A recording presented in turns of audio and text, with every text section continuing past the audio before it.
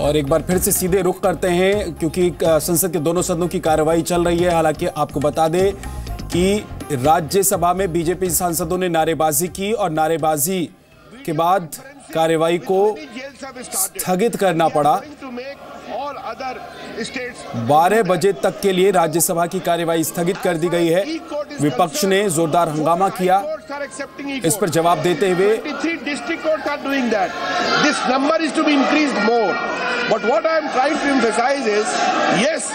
lawyers also must develop the knack of filing if cases, because filing of cases is done by lawyers only. Therefore, I was telling, without meaning any disrespect to that, but it is an ongoing process. As far as cyber security is concerned, I want to assure the honourable member that our government is taking all steps possible to ensure that the cyber security walls are stronger. I am sure I will take her other suggestions on board as to how to improve the e-court movement. Question number 304, Devendra Singh Bhole, 304. Devendra Singh Bhole is there. Is not. Minister. Minister is laid on the answer is laid on the table. Thank you. Gopal Shetty.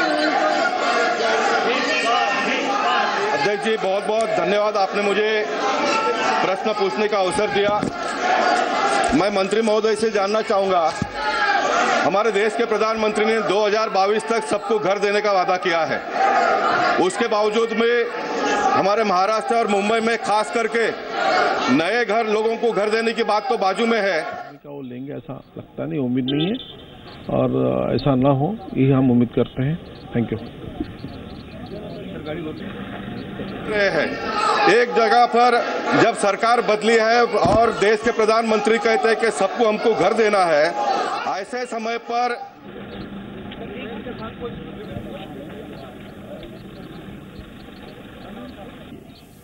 और ये अच्छी बात है क्योंकि ये देश हित में है, प्रजातंत्र के हित में है कि मैक्सिमम पोलिंग होनी चाहिए और सब पार्टियां जुड़ करके कभी कोई पार्टी ये नहीं करती कि पोलिंग कम होनी चाहिए।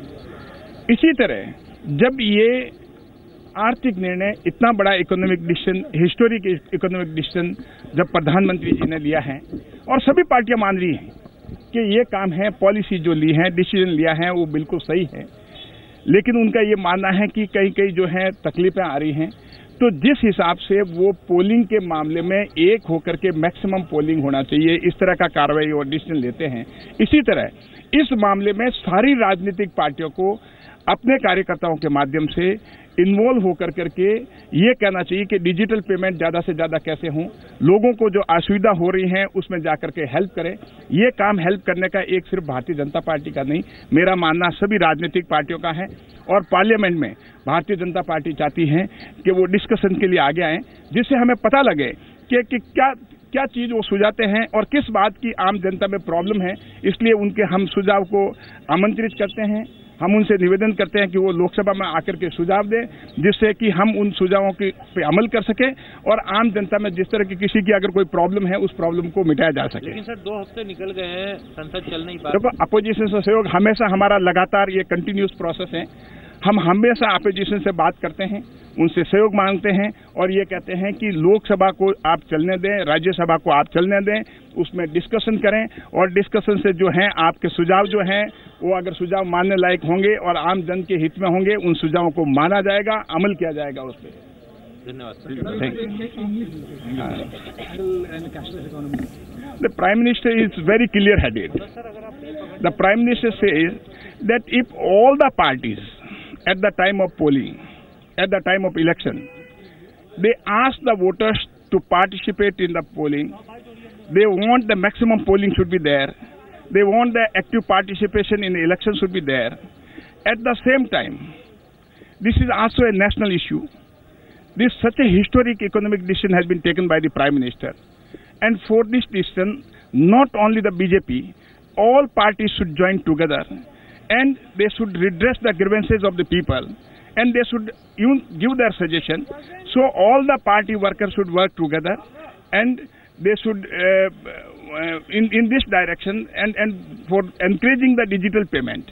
They should work for the how digital payment can be encouraged among the people, and this should be there. And apart from this, they should also participate in the debate in the parliament, maybe Rajya Sabha, maybe Lok Sabha, so they can give the suggestion, and those suggestions will be taken into consideration, and certainly government will take into consideration the suggestion given by the opposition with respect to the redressal of the grievances of the people at large. So,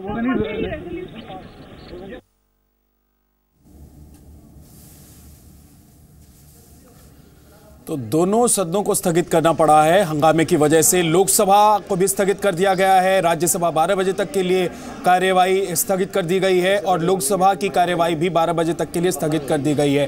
विपक्ष ने हंगामा किया, note ban को लेकर प्रधानमंत्री से माफी मांगने की मांग की गई, जिस पर सरकार की तरफ से जवाब दिया गया। कहा गया कि विपक्ष चाहे तो बहस करे, बात करे, चर्चा करे, लेकिन विपक्ष चर्चा के लिए तैयार नहीं है, बहानेबाजी कर संसद की कार्यवाही को चलने नहीं देना चाहता है। प्रधानमंत्री भी आज लोकसभा में मौजूद रहे और प्रधानमंत्री के मौजूद रहते ही वहां पर हंगामा देखने को मिला।